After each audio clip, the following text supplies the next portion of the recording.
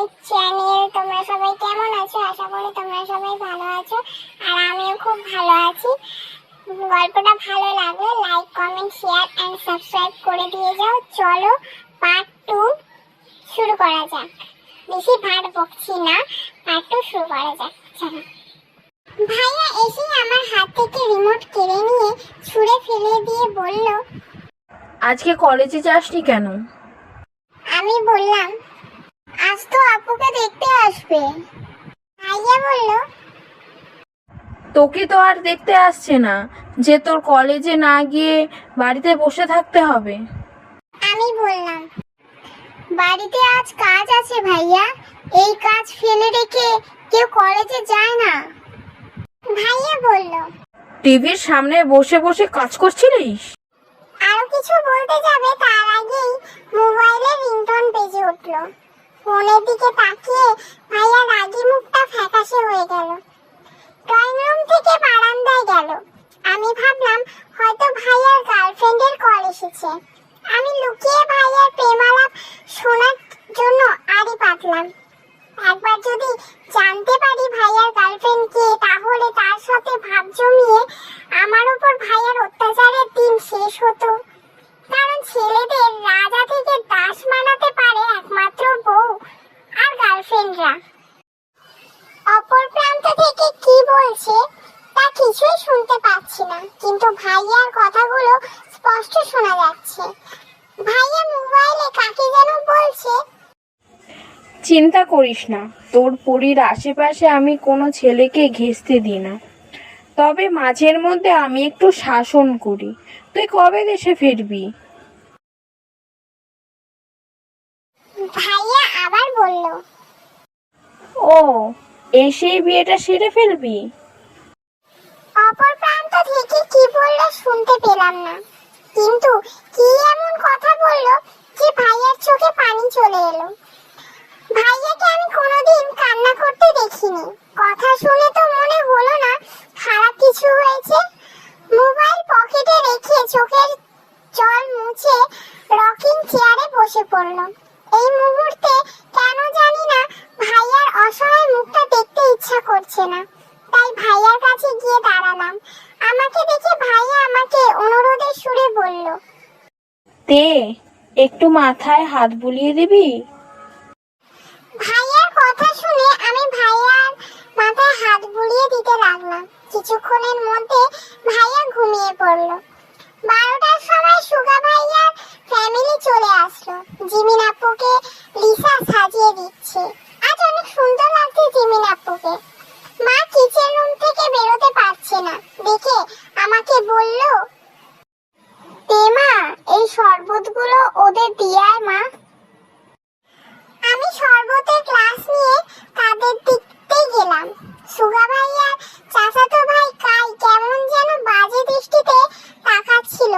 ব্যাপারটা মোটেও পছন্দ হলো না আমার। ড্রয়িং রুম থেকে সোজা নিজের রুমে ঢুকবো, ঠিক তখন কে যেন আমাকে টান দিয়ে দেয়ালের সাথে চেপে ধরলো। আমার বুঝতে অসুবিধা হলো না এই লোকটা কে, কারণ ভাইয়া ছাড়া এমন কাজ আর কেউ করতে পারে না।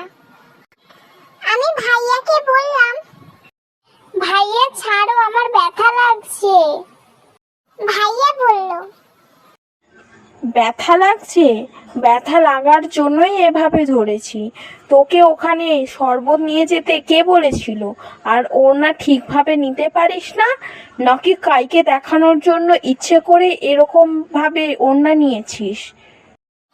আমি ওনার দিকে তাকিয়ে দেখলাম একটু সরে গেছে, তাই বলে এত বড় কথা শুনতে হবে কেন যে তখন এই খাটাসটার মাথা টিপে দিলাম। মাথা ব্যথার জন্য মরেই গেলেই ভালো হতো। আমি ভাইয়াকে কিছু না বললে ভাইয়া থেকে নিজেকে ছাড়িয়ে রুমের দরজা লক করে ঘুমিয়ে পড়লাম। বিকেলে ঘুম থেকে উঠে দেখলাম সবাই ড্রয়িং রুমে বসে মিটিং করছে। সবাই মানে মা, বাবা, আপু, ফুপা, ফুপি, লিসা, জাঙ্গু ভাইয়া আর জেনি খালা। আমার মা বাবার লাভ ম্যারেজ, বাসা থেকে পালিয়ে এসেছিল, তাই মা নানুর বাসা থেকে এখনো মাকে মেনে নেয়নি। আমি সোফায় বসতে বসতে বললাম, আমি মনে হয়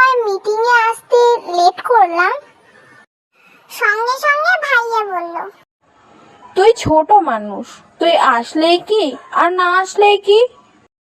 আমাকে অপমান না করলে মনে হয় ভাইয়ার পেটের ভাত হজম হয় না। সব সময় মনে হয় আমাকে কিভাবে অপমান করা যায়, মনে মনে সেটাই ভাবে। যাই হোক, লিসা থেকে জানতে পারলাম আগামী সপ্তাহে আপুর বিয়ের ডেট ফাইনাল হয়েছে। মাকে জিজ্ঞাসা করলাম, এত তাড়াতাড়ি বিয়ে হওয়ার কারণ কি? মা বলল, ব্যবসার কাজের জন্য সুগাকে 1 বছরের জন্য বিদেশে যেতে হবে সামনের মাসে, তাই এত তাড়াতাড়ি। ফুপা ফুপিরা বিয়ের আগে যাবে না তাদের বাসায়, কারণ বাবা মা একা সামলাতে পারবে না এত ঝামেলা। জেনি খালাও একটু পর বাবাকে বলছে, ভাইজান এখন একটু টিভি দেখি, আমার প্রিয় নাটকটা দিছে এখন। বাবা জেনি খালাকে ধমক দিয়ে বসিয়ে দিল, কারণ বাবা টিভি দেখা পছন্দ করে না। বাবার ধমক খেয়ে জেনি খালা চুপসে গেল। তার চুপসে যাওয়া মুখ দেখে খুব খুশি। তেমন সবে ঠিক করলাম 1 লাইন গান গাইবো, তখনই ভাইয়া বলল, তে এখানে বসে না থেকে পড়ার টেবিলে যা, আমি আসছি এক্ষুনি। আমি অসহায়ের মতো বললাম, আজকেও পড়তে হবে? ভাইয়া বলল, কেন, আজ তোর বিয়ে নাকি যে আজ পড়তে বসা যাবে না? আমি মনে মনে বললাম, বিয়ে থাকলেও মনে হয় তুমি আমাকে বাসর রাত থেকে টেনে এনে পড়াতে। সোফা থেকে উঠে পড়ার রুমে গিয়ে বসলাম। কিছুক্ষণ পর ভাইয়া এসে বলল, তে আমার জন্য নিজের হাতে 1 কাপ কফি বানিয়ে আনতে পারবি? আমি মাথা নেড়ে হ্যাঁ বললাম। ভাইয়া বলল, আজকেও আবার ইউটিউব দেখে বানাস না, তুই তো জানিস আমি নকল করা একদম লাইক করি না। ইস, ভাইয়া দেখে ফেলেছে তার মানে। কিন্তু কিভাবে দেখলো? আমি কথাগুলো মনে মনে ভাবছিলাম। তখন ভাইয়া বলল, কিভাবে দেখলাম সেটা তোর না জানলেও চলবে, এখন তাড়াতাড়ি যা কফি বানিয়ে নিয়ে আয়। ভাইয়া আমার মনের কথা জানতে পারলো কেমন করে? এটা নিয়ে তেমন মাথা না ঘামিয়ে কিচেন রুমে চলে গেলাম। অনেক টাইম নিয়ে কফি বানালাম। ইচ্ছে করেই এত টাইম নিয়ে কফি বানালাম যাতে পড়ার টাইমটা কিছুটা চলে যায়। রুমে এসে দেখলাম ভাইয়া কাকে যেন বলছে, আমি যখন তোকে একবার কথা দিয়েছি ও তোর মতোই সবসময় পড়াশোনায় ফার্স্ট থাকবে, তো আমি আপ্রাণ চেষ্টা করব আমার কথা রাখার। আমাকে দরজার সামনে দেখে ভাইয়া ফোন কেটে দিল। আমাকে ধমক দিয়ে বলল, নক করে ঢুকতে পারিস না? এই বলে কফির মগ নিয়ে কফি খাওয়া শুরু করলো। আর আমি ভাবছি ভাইয়া কি আমার মতো অন্য কাউকে পড়ায় নাকি? এটা ভেবে মনটা খুশিতে ভরে গেল। পৃথিবীতে তাহলে আমার মতো আরেকজন আছে যে ভাইয়ার অত্যাচার সহ্য করে। ভাইয়ার কফি খাওয়া হয়ে গেলে কফির মগটা কিচেনে রাখতে গেলাম। একটা মগে কফি নিয়ে আরাম করে সোফায় বসলাম আর কফি খেতে লাগলাম। একটু মুখে দিয়ে আবার ফেলে দিলাম, কারণ কফি বানানো অনেক বাজে হয়েছে। এটা ভাইয়া খেলো কিভাবে?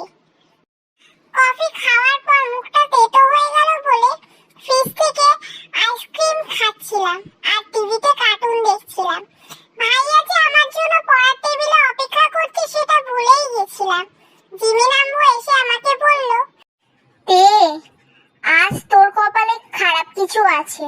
জাঙ্কুক ভাইয়া রুমে তোর জন্য অপেক্ষা করছে। কথাটা শুনে সব ফেলে দৌড়ে রুমের দরজার সামনে দাঁড়ালাম।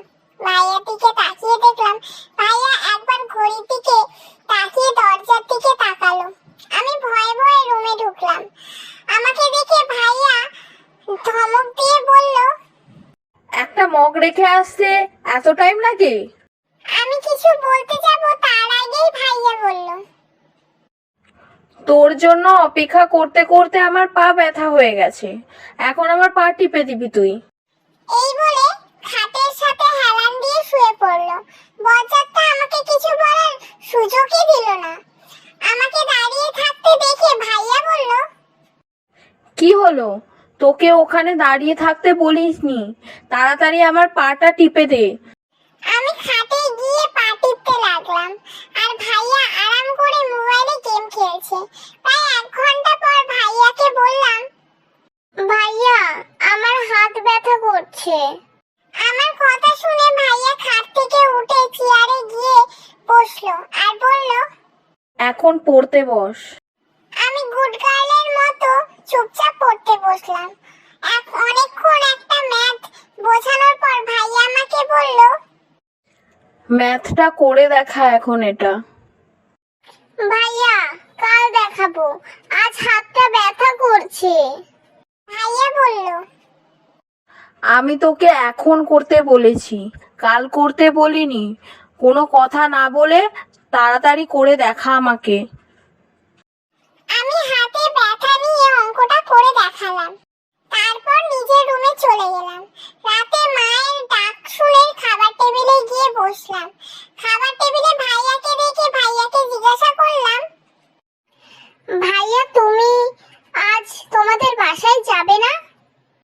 অমনি মা আমাকে ধমক দিয়ে বলল, বাসায় যাবে মানে? তোর ফুপিদের বিয়ের আগে বাসায় যেতে দেব না তুই জানিস না? আর আমার কোনো ছেলে আছে? বিয়ের সময় অনেক ছেলেদের অনেক কাজ থাকে, সেগুলো তো জাঙ্কুকি করবে নাকি? বেশি বকিস না, চুপচাপ খেয়ে নে। আমি মনে মনে বললাম, তার মানে এখন থেকে দিনরাত 24 ঘন্টা ভাইয়ার অত্যাচার সহ্য করতে হবে? খাওয়া দাওয়া সেরে রুমে এসে ঘুমিয়ে পড়লাম। সকালে ঘুম থেকে উঠে ফ্রেশ হচ্ছিলাম, তখনই মোবাইলে একটা মেসেজ আসলো। মেসেজ চেক করে দেখলাম ভাইয়া মেসেজ করেছে।